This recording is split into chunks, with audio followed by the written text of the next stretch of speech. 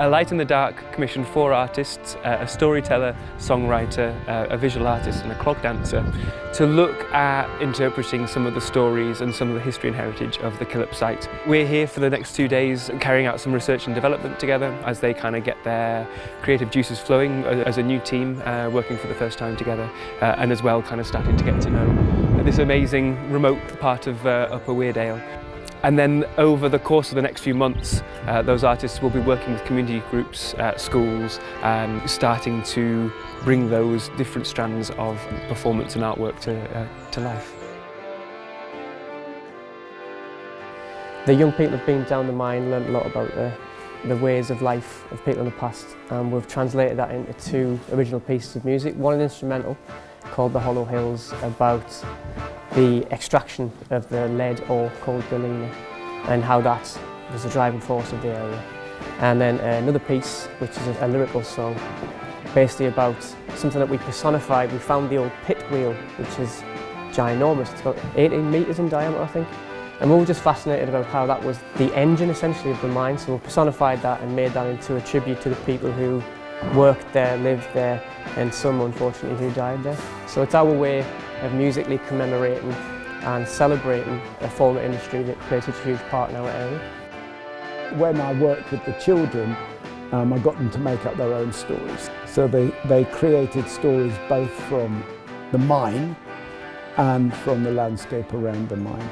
So as a clog dancer, I've kind of known a little bit about the background of why clog dancing is a thing, because a lot of people would have worn clogs day to day, which is hard for us to imagine now, but it was really interesting today. We went down into the mine here at Killhope and learned all about kind of what it was like down there, and actually people were wearing clogs, which is kind of hard to believe. It's really nice to be part of a project that's so rooted in that community and history.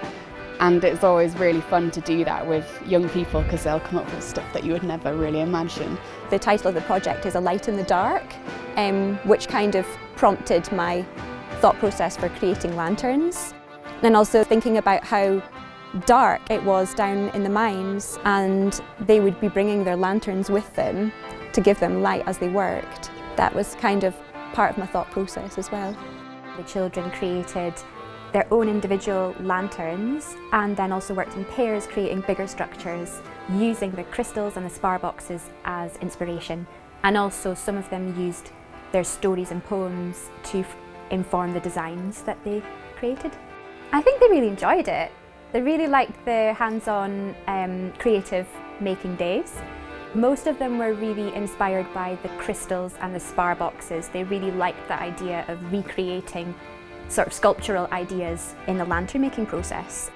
One of the great things about making music is that you can make it your own. So you might have a story that is historical, it might not be about you, you might not have experienced it, but by learning through people who obviously know what they're talking about, translating that and putting our own spin on things, I think we've successfully created 2 pieces of great music, so I'm really pleased. The power of the story, particularly the traditional story, is it takes you into a parallel universe. So you step out of this particular physical place and you step into an imaginary place.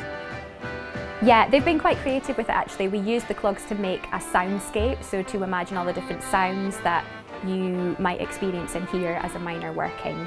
They love them.